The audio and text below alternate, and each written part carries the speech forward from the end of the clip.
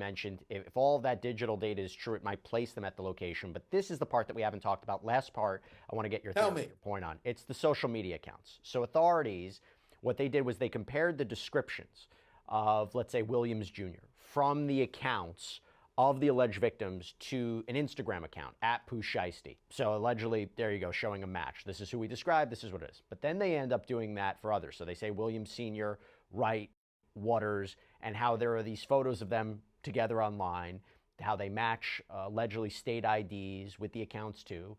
And for the suspects, Rogers and Glover, they allegedly matched the surveillance footage with social media posts of them allegedly possessing the things that were reportedly stolen, like a Rolex watch and a pendant. They're very, very specific items. So the argument would be very unlikely that they would have the exact same thing.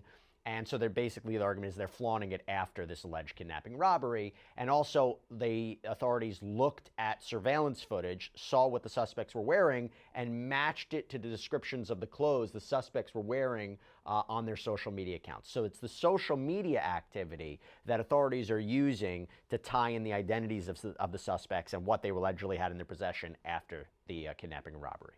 Sure. So one thing is, and I thought this was very interesting, it looked like Gucci came out with the exact stuff that was allegedly stolen, saying like, here's my chain and here's something else.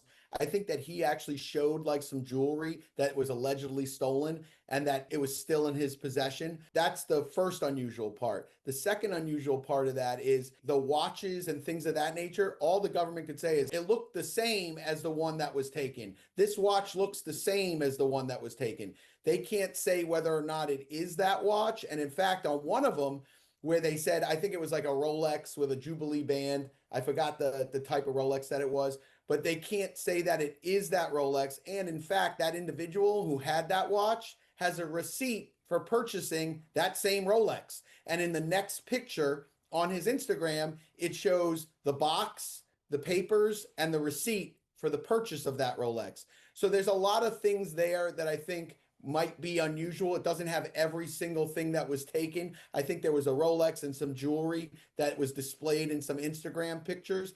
And again, those aren't Instagram pictures from Pooh Shiesty. Those are Instagram pictures from other individuals that were allegedly involved.